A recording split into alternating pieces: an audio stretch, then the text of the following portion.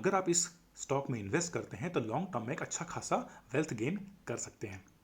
तो फ्रेंड्स, जो हमारे नए व्यूवर्स हैं और जिन्होंने अभी तक हमारा चैनल सब्सक्राइब नहीं किया है, वो चैनल को सब्सक्राइब कर लें, बेल आइकन को दबाएं, वीडियो पसंद आए तो लाइक करें और अपने फ्रेंड्स एंड रिलेटिव्स के साथ भी शेयर करें। तो friends, without wasting any time, let's begin. तो आज का जो हमारा स्टॉक है वो है HDFC बैंक लिमिटेड। ये बैंकिंग सेक्टर का एक दिग्गज बैंक है और इसने इन्वेस्टर्स को लॉन्ग टर्म में अच्छा खासा प्रॉफिट बना के दिया है।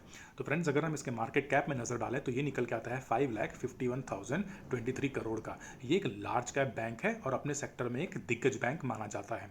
अगर इसकी हम करंट प्राइस में नजर डालें तो ये निकल के आती है 1002 रुपीज़ की। इसका 52 वीक्स हाई और लो देखें तो इसने बनाया है 1305.50 का, और जो इसने लो बनाया था वो 738.75 का। ये लो इसने बनाया था हाल ही के मंथ मार्च महीने में 23 अराउंड 23 या 24 के अराउंड पे इसने अपना लो बनाया था। तो फ्रेंड्स, इसका जो बुक वैल्यू है वो निकल के आता है 320.70 का। इसका पी काफ़ी अच्छा है 19.33 का। ये यील्ड भी ठीक ठाक देते हैं 0.75% का। हालांकि आपको बैंकिंग सेक्टर में ज़्यादा यील्ड देखने को नहीं मिलेगा। अगर इनके हम ROCE में नज़र डालें तो ये अच्छी खासी निकल के आती है 7.31 के इनके सेक्टर के हिसाब से। इनका ROE 16.50 का बहुत ही अच्छा निकल के आता है। इनका अगर सेल्स ग्रोथ देखें तो 3 साल में उन्होंने 18.59 का सेल्स ग्रोथ दिखाया है और इनका फेस वैल्यू 1 का है। तो फ्रेंड्स, अगर हम इनके क्वार्टरली रिजल्ट्स के फिगर्स में नज़र डालें तो इनके रेवेन्यू में अच्छा खासा एक स्टेबल ग्रोथ नज़र आ रहा है। 2019 के अगर हम सितंबर क्वार्टर में देखें तो ये 30,017 करोड़ का निकल के आता है, जो कि दिसंबर क्वार्टर में जाकर इसमें बढ़ोतरी देखी गई है 31,201 की। और ये ग्रोथ नज़र आ रही है हमको 2020 के पहले क्वार्टर मार्च क्वार्टर में भी 31795 के, और हाल ही के जून क्वार्टर में ये बढ़कर हो गई है 32,352 की।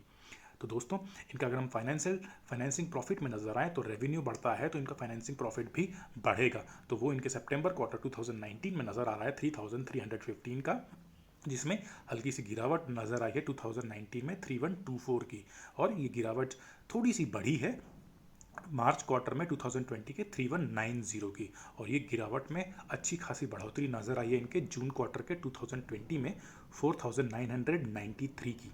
अगर हम इनके प्रॉफिट बिफोर टैक्स में नज़र डालें तो इसमें भी बढ़ोतरी नज़र आ रही है पिछले कुछ क्वार्टर्स में। अगर हम सितंबर क्वार्टर की बात करें 2019 में तो वो था 9,429 का, जो कि बढ़ के 10,249 हो गया है। और 2020 के पहले क्वार्टर मार्च में इसमें हल्की सी गिरावट नज़र आई है 9,682 बिकॉज ऑफ कोविड रीजंस, और इसमें जून क्वार्टर में भी हल्की सी गिरावट नज़र आ रही है 9,340 की। तो दोस्तों, बैंकिंग सेक्टर कोरोना इश्यूज और इकोनॉमिक डाउनटर्न की वजह से इनमें थोड़ा सा स्ट्रेस नज़र आ रहा है, तो इसलिए आपको ये थोड़ी गिरावट नज़र आ सकती है।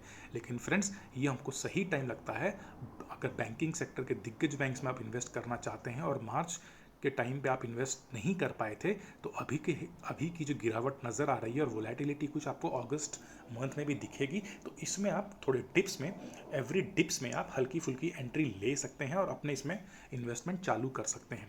इनके अगर हम नेट प्रॉफिट में ध्यान दें तो वो नज़र आती है सितंबर क्वार्टर 2019 में 6,638 की, जो कि बढ़ के दिसंबर क्वार्टर में हो गई है 7,660 की। मार्च क्वार्टर में 2020 के इसमें हल्की सी गिरावट नजर आई है 7,280 की, और जून क्वार्टर में भी ये गिरावट जारी है 6,927 की। तो फ्रेंड्स, अगर हम इनके ईयर ऑन ईयर के फिगर्स में नज़र डालें तो इनके पिछले कुछ क्वार्टर्स में एक स्टार्क ग्रोथ नज़र आ रहा है। अगर आप रेवेन्यू में देखें तो इनके मार्च 2018 में 5,288 करोड़ का इनका रेवेन्यू जनरेट हुआ था, जो कि 2019 में बढ़ के 1,05,161 करोड़ हो गया है। और अगर हम 2020 में देखें तो ये हो गया है तकरीबन आपका 1,22,189 का, और अभी तक के इनके फिगर्स अगर रेवेन्यू में नज़र डालें तो वो निकल के आ रहे हैं 1,25,364 के। तो इनके रेवेन्यू में अच्छी खासी बढ़ोतरी दिखी है, और यही बढ़ोतरी हमको इनके फाइनेंसिंग प्रॉफिट में भी नज़र आ रही है, जो कि 2018 में थी 3,375 की, 2019 में बढ़कर ये हो गई तकरीबन 16,592 की। 2020 में इसमें हालांकि थोड़ी सी गिरावट नज़र आई है, वो है 14,593 की, और अभी तक की इनकी फाइनेंसिंग प्रॉफिट जो है वो निकल के आ रही है 14,622 की। अगर इनके हम प्रॉफिट बिफोर टैक्स में नज़र डालें तो वो निकल के आती हैं 2018 में 8,464 की, 2019 में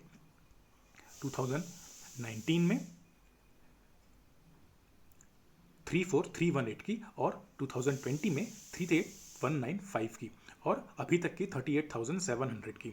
अगर हम नेट प्रॉफिट में नज़र डालें तो ये निकल के आता है 2018 में 8510 का, जो कि बढ़ के 2019 में हो जा रहा है 22,332 का, और 2020 में ये बढ़ के होता है 27,254 का। और अभी तक के इनके अगर हम नेट प्रॉफिट देखें तो इसमें अच्छा खासा उछाल देखा जा रहा है 28,505 का।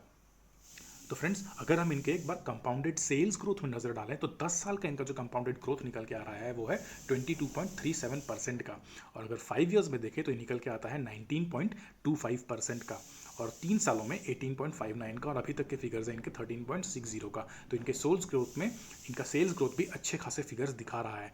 प्रॉफिट ग्रोथ अगर देखें तो 10 साल में ये निकल के आता है 24.68% का, 5 ईयर्स में निकल के आ रहा है 20.59% का, और 3 सालों में 21.32 का, और अभी तक के फिगर्स हैं इनके 22.87 का। तो इनके प्रॉफिट ग्रोथ भी अच्छे खासे नज़र आ रहे हैं। जो देखने वाली बात है कि इनके CAGR में है जो 10 साल का जो CAGR इनका निकल के आ रहा है वो निकल के आ रहा है 16.97 का, और 5 साल के 12.83 के, 3 साल में 3.83 का, और लास्ट 1 ईयर में इनके -8.04 के, जो कि अंडरस्टैंडेबल है because of the economic situations. तो फ्रेंड्स, 16.97 इनका 10 साल का है, और 5 ईयर्स इनका 12.83 का है। हम ये दोनों फिगर्स वीडियो के अंत में डिस्कस करेंगे कि अगर इसमें कोई इन्वेस्टर इन्वेस्ट करता है तो उसके जो वेल्थ गेन होता है उनको 10 साल और 5 साल के पीरियड में वो कितना निकल के आता है। तो चलिए फ्रेंड्स, एक बार HDFC के की मैट्रिक्स में नज़र डाल लेते हैं। इनका जो पी रेशो निकल के आ रहा है वो है 20.09 का, जबकि सेक्टर पी जो है 19.69 का। तो HDFC हालांकि अभी भी थोड़े हाई वैल्यूएशंस में दिख रहा है, लेकिन वो हाई वैल्यूएशंस बहुत ज़्यादा नहीं है। तो हमें लगता है अभी जो HDFC है वो 1040 के अराउंड पे जा रहा है। जैसे ही ये बैंक आपको 1000 या उसके नीचे हल्का सा टिप होता है तो आप वहाँ पे एक नई एंट्री बना सकते हैं। अगर हम इनके पीबी रेशियो में नज़र डालें तो सेक्टर का पीबी 1.70 का निकल के आ रहा है, जबकि HDFC का 3.10 का। डिविडेंड यील्ड आपको बैंकिंग सेक्टर में ज़्यादा देखने को नहीं मिलेगा, और इनका सेक्टर जो ये डिविडेंड यील्ड है 1.91 का है, और इनका डिविडेंड यील्ड 0.24 का है। अगर हम एनालिस्ट की बात करें तो ये एनालिस्ट फोरकास्ट करते हैं कि आप इसमें 91% इसमें बाय का कॉल दे रहे हैं। तो चलिए फ्रेंड्स, एक बार इनके शेयर होल्डिंग हिस्ट्री में भी नज़र डाल लेते हैं। मुझे ये इनके बार ग्राफ्स के जो फिगर होते हैं बहुत ही अच्छे लगते हैं, क्योंकि ताकि इसमें आप डायरेक्टली फिगर्स देखने की जगह अगर आप बार ग्राफ देखते हैं तो आपको इसमें एक कांस्टेंट जो ग्रोथ दिखती है कंपनी की प्रोमोटर होल्डिंग्स में या फिर म्यूचुअल फंड होल्डिंग्स में, वो आपको एक ही बार में एक पिक्टोरियल फिगर्स नज़र आ जाती हैं, जो कि कंपैरिजन करने के लिए ईजी रहता है बजाय आप डायरेक्टली फिगर्स देखें। तो अगर हम प्रोमोटर होल्डिंग में नजर आए तो ये आपको एक कांस्टेंट पिछले कुछ क्वार्टर्स में कांस्टेंट इसमें नजर आता है कि इसमें कुछ ज़्यादा उतार चढ़ाव देखने को नहीं मिल रहा है। अगर आप 2019 के मार्च, जून, सितंबर और दिसंबर के क्वार्टर्स में नजर डालें तो ये आपको टोटल कांस्टेंट नजर आ रहा है, और ये कांस्टेंट कंटिन्यूएंस जो कांस्टेंट है ये कंटिन्यू हो रहा है आपके 2020 और मार्च और जून के क्वार्टर में भी। अगर हम सेम चीज़ म्यूचुअल फंड होल्डिंग्स में भी देखें तो यहाँ पर आपको हल्का फुल्का वेरिएशंस नजर आता है, लेकिन ये जो वेरिएशन है ये नेग्लिजिबल है। अगर आप दिसंबर 2019 के क्वार्टर में देखें तो 14.37 था, सितंबर क्वार्टर में 14.40, जून क्वार्टर में 13.79 और मार्च क्वार्टर में 13.32। तो यहाँ पर एक हल्की आपको बढ़ोतरी नज़र आ रही है, लेकिन वो बढ़ोतरी भी बहुत ज़्यादा नहीं है और बहुत ज़्यादा कम भी नहीं है। मार्च क्वार्टर में ये बढ़ के 2020 में हो जाता है 15% का, और जून क्वार्टर में हल्का सा इसमें डिप नज़र आता है 14.03 का। तो जितने भी ये वेरिएशंस नज़र आ रहे हैं बहुत ही नेग्लिजिबल है। तो ओवरऑल आप मान के चल सकते हैं कि इनकी टोटल प्रोमोटर होल्डिंग्स और म्यूचुअल फंड की होल्डिंग्स लगभग कॉन्स्टेंट है। चलिए देख लेते हैं एक बार इनके डोमेस्टिक होल्डिंग्स के बारे में। तो डोमेस्टिक होल्डिंग्स में इसमें हालांकि थोड़ी बहुत वेरिएशंस नज़र आ रहे हैं। अगर आप 2019 में देखें तो मार्च क्वार्टर में 16.41 था, जो बढ़ के हल्की सी बढ़ोतरी इसमें देखी गई जून क्वार्टर पे 16.86 की।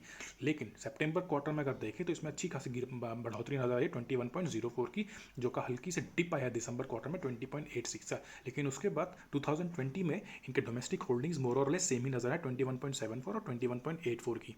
एक बार इनके फॉरेन इंस्टीट्यूशन होल्डिंग्स में भी नजर डाल लेते हैं। तो फॉरेन इंस्टीट्यूशन होल्डिंग्स में भी आपको ज़्यादा वेरिएशंस नजर नहीं आएगा, ये पिछले कुछ क्वार्टर्स में लगभग सेम ही रहा है। तो ओवरऑल अगर आप देखें तो इनमें जो होल्डिंग्स रही हैं, शेयर होल्डिंग्स जो रही हैं, शेयर होल्डर्स ने इसमें आपको इस बैंक में आपको अच्छा खासा कॉन्फिडेंस दिखाया और बहुत ज़्यादा वेरिएशंस आपको यहाँ पर नजर नहीं आ रहे हैं। तो चलिए फ्रेंड्स, एक बार हम इनके डे ग्राफ में नजर डाल लेते हैं। तो क्योंकि अभी मार्केट जारी है तो अगर हम देखें तो अभी तक का इसने 4.40 का अप ट्रेंड आपको आज के दिन में देखे जा रहे हैं। तो अगर हम इसके 5 डे ग्राफ्स में देखें तो इसमें हल्की सी गिरावट नजर आती है, जो की है तब की 3.03% का इसमें डाउन ट्रेंड नजर आ रहा है। अगर हम 1 मंथ का ग्राफ देखें तो यहाँ पर भी आपको ये डाउन ट्रेंड नजर आ रहा है। हमको ये एक्सपेक्टेशन है दोस्तों कि आने वाले अगस्त इस अगस्त मंथ में भी और आने वाले मंथ में भी हमको इसमें थोड़े बहुत डाउन ट्रेंड्स नजर आएंगे, और जहां पर भी वोलेटिलिटी हमको नजर आती है, थोड़ा सा डिप नजर आता है, आप उसमें एंट्री ले सकते हैं, क्योंकि एक स्ट्रांग बैंक है, ये बैंक कभी भी खत्म होने वाला नहीं है।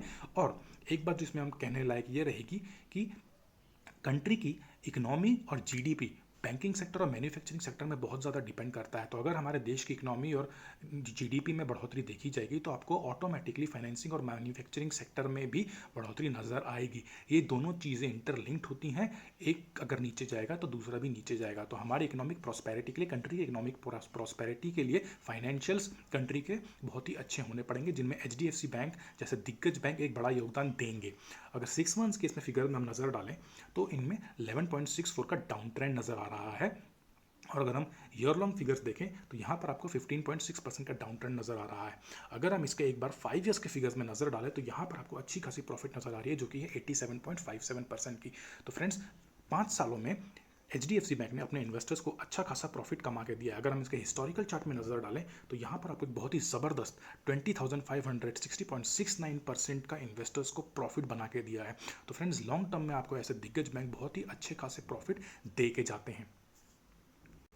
तो चलिए फ्रेंड्स, जैसे कि वीडियो की शुरुआत में हमने आपसे प्रॉमिस किया था कि हम इसको आपको एचडीएफसी बैंक में 10 साल और 5 साल के इन्वेस्टमेंट वैल्यूज़ में एक बार नज़र डालेंगे। तो अगर हम इसका 10 साल का CAGR देखते हैं तो वो एचडीएफसी का निकल के आता है 16.97 का। तो अगर कोई इन्वेस्टर 10 साल के लिए एचडीएफसी में इन्वेस्टेड रहता है और CAGR 16.97 का हो तो वो 10 साल में उनको प्रॉफिट मिलता है तकरीबन 4,79,450 का, जो कि एक ओवरऑल परसेंटेज इंक्रीज है 379.45 का।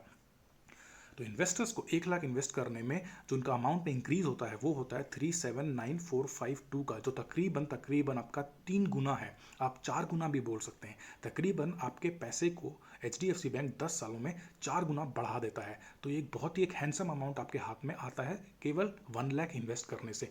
अगर हम 5 साल के ड्यूरेशन में नज़र डालें तो 5 साल का इनका जो CAGR निकलता है वो है 12.83 का। तो अगर कोई इन्वेस्टर 1 लाख इन्वेस्ट करता है एचडीएफसी बैंक में 5 सालों के लिए तो उनको अमाउंट मिलता है एक फाइनल अमाउंट 5 सालों के बाद 1,82,862 का, जिसमें उनका वेल्थ गेन होता है तकरीबन 82,862 का, और ये ओवरऑल परसेंटेज निकल के आता है 82.86% का। तो फ्रेंड्स आप देख सकते हैं कि 5 साल और 10 साल के ड्यूरेशन में एचडीएफसी बैंक आपको एक अच्छा खासा वेल्थ गेन करा के जाता है।